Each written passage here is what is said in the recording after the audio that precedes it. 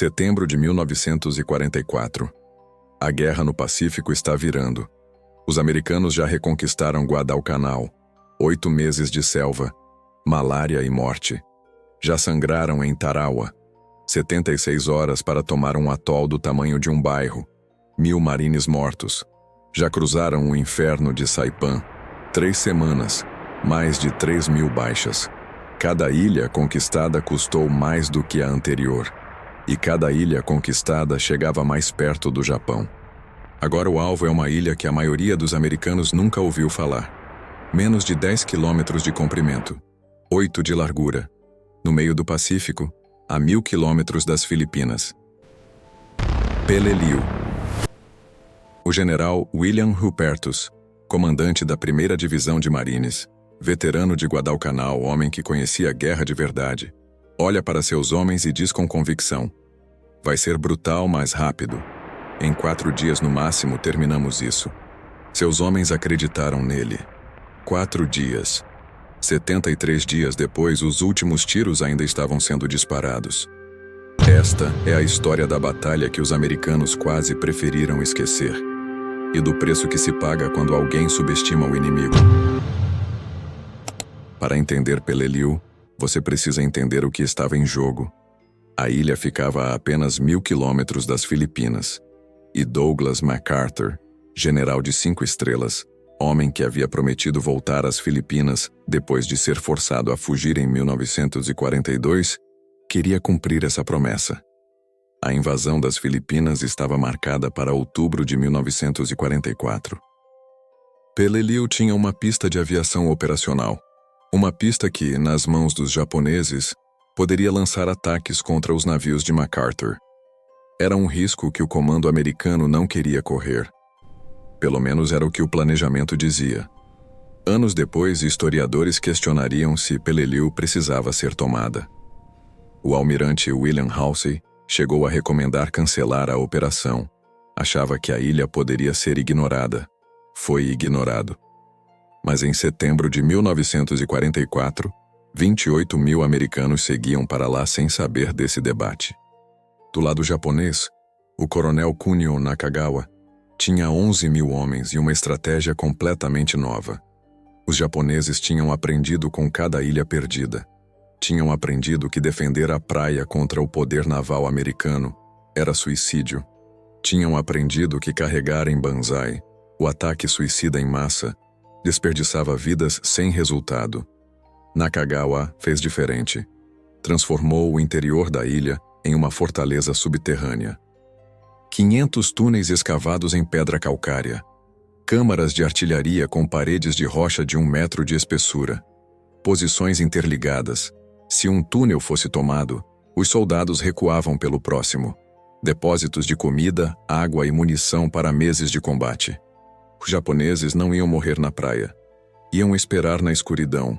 Iam sangrar os americanos metro a metro, sala por sala, sem pressa.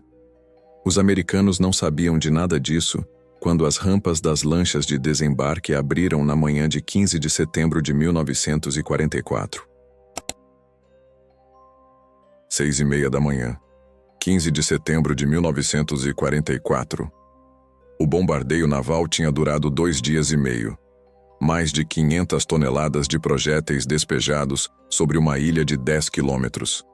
O contra-almirante Jesse Oldendorf chegou a dizer que havia ficado sem alvos, que não havia mais nada para destruir, que a ilha estava morta. Ele estava errado. Quando as rampas caíram e os marines pisaram na areia branca de Peleliu, os japoneses abriram fogo de posições escavadas em rocha sólida. Posições que nenhum bombardeio naval poderia tocar. Metralhadoras, morteiros, artilharia. De todos os ângulos ao mesmo tempo, em 2 horas mais de 200 marines estavam mortos ou feridos. Os tanques anfíbios LVT pegavam fogo antes de alcançar a praia, atingidos por canhões anticarro japoneses que o bombardeio havia deixado intactos. O calor era absurdo. Mais de 46 graus Celsius naquela areia de coral branco. Homens morriam desidratados enquanto tentavam sobreviver. Os feridos queimavam as mãos ao tocar o chão. O coronel Lewis Chesty Puller, 5 Navy Crosses, o Marine mais condecorado da história americana, liderou o primeiro regimento pela praia sob fogo cruzado. Puller era o tipo de homem que não pedia aos outros o que não fazia primeiro. Seus homens o adoravam, e naquele dia seus homens morriam ao redor dele em ondas. No fim do primeiro dia, os americanos tinham uma cabeça de praia de menos de 2 quilômetros. Tinham pago por ela com sangue, e tinham zero ideia do que esperava no interior da ilha.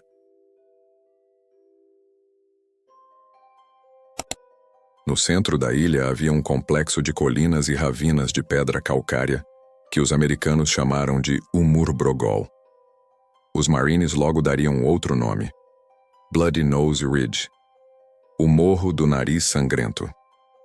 Ali estavam os 500 túneis de Nakagawa, posições de artilharia escavadas na rocha viva, com aberturas de menos de 1 metro, impossíveis de serem atingidas por bombardeio aéreo.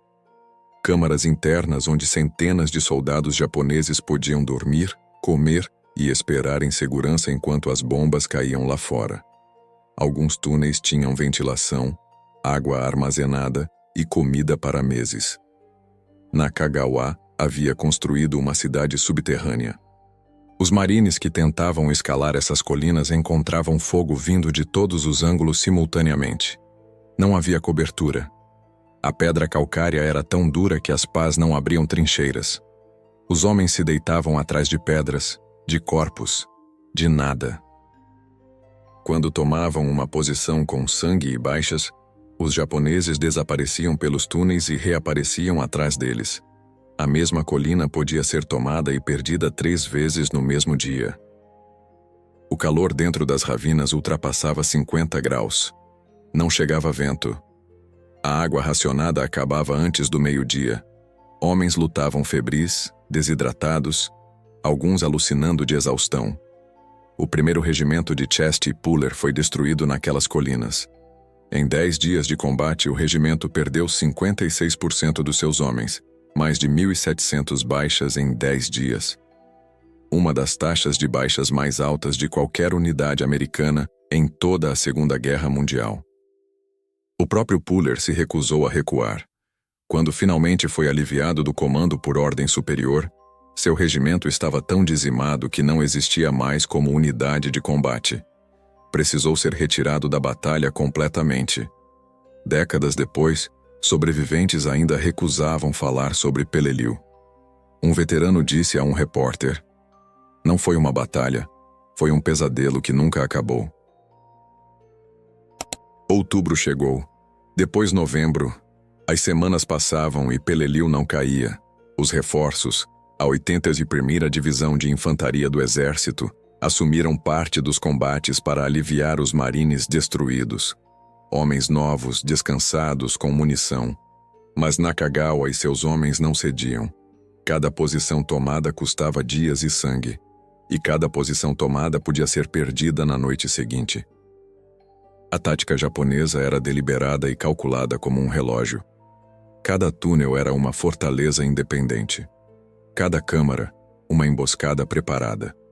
Os americanos tentaram tudo: lança-chamas, explosivos, engenharia de demolição, concreto despejado nas entradas.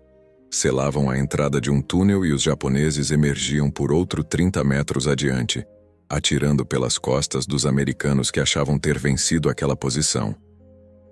A temperatura dentro dos túneis podia passar de 50 graus Celsius.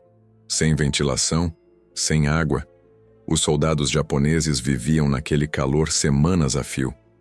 Lá fora, os marines combatiam sob sol tropical sem sombra, sem água suficiente, sem descanso, sem rotatividade. Casos de exaustão pelo calor mataram tanto quanto as balas em certos dias. O médico de batalhão do 5º Regimento registrou em seu diário: "Não consigo mais distinguir os mortos pelo calor dos mortos pelo combate." O fotógrafo W. Eugene Smith, que cobriu Guadalcanal, Saipan, Iwo Jima, as piores batalhas do Pacífico, disse que Peleliu foi a mais brutal de todas. Suas fotografias dos marines feridos sendo carregados entre as rochas calcárias são algumas das imagens mais pesadas produzidas durante toda a Segunda Guerra Mundial. Smith, ele mesmo foi ferido gravemente em Okinawa pouco depois. Nunca esqueceu Pelilio. Enquanto isso, dentro das cavernas, Nakagawa assistia seus homens morrerem um a um. De 11.000 soldados, restavam centenas. Depois, dezenas. No dia 24 de novembro de 1944, 70 dias após o desembarque, o coronel Nakagawa enviou uma última mensagem codificada ao comando japonês em Koror. Destruí a bandeira do regimento para que não caísse nas mãos do inimigo. Sakura, Sakura, cerejeiras. A palavra de código para a morte honrosa. Depois cometeu o ritual de morte junto com seu oficial de Estado-Maior. Seus últimos homens, menos de 50 de 11.000, continuaram lutando por mais alguns dias sem liderança, sem ordens, sem esperança, porque era o que sabiam fazer. No dia 27 de novembro de 1944, depois de 73 dias, a ilha de Peleliu foi declarada segura. Segura. Uma palavra estranha para um lugar assim. 1.794 americanos morreram em Peleliu. Mais de 8.000 foram feridos. Dos 11.000 japoneses, 10.695 morreram. Apenas 301 foram capturados, e a maioria não eram soldados japoneses. Eram trabalhadores coreanos forçados, escravizados para construir os túneis que mataram os marines. A pista de aviação que justificou tudo isso foi usada poucas vezes. Quando MacArthur retornou às Filipinas em outubro de 1944, a Batalha de Peleliu ainda estava acontecendo, e a pista da ilha não fez diferença significativa para a operação. O almirante Halsey tinha razão. A ilha poderia ter sido ignorada. Muitos historiadores e veteranos chegaram à mesma conclusão. Peleliu não precisava ser tomada. Poderia ter sido ignorada, cercada, neutralizada, como foi feito com dezenas de outras ilhas japonesas no Pacífico. Os homens que morreram ali, morreram por uma decisão estratégica que talvez fosse completamente desnecessária. Ninguém foi responsabilizado. Ninguém pediu desculpas. Hoje Peleliu é uma ilha quase desabitada no meio do Pacífico. As selvas cresceram de volta sobre as posições de combate, cobrindo os túneis, as trincheiras, os tanques destruídos. Ainda há ossos de soldados, americanos e japoneses, misturados à terra e à rocha calcária. Alguns nunca foram identificados. Nunca serão. Chesty Puller sobreviveu. Voltou para casa. Continuou servindo. Foi para a Guerra da Coreia. Liderou homens novamente. Tornou-se o marine mais condecorado da história. Nunca falou muito sobre Peleliu. Quando perguntado, respondia apenas: perdemos muitos bons homens lá. 5 palavras. O peso de 1.794 mortos em 5 palavras. Eles não pediram para ser lembrados. Mas nós não temos o direito de esquecer.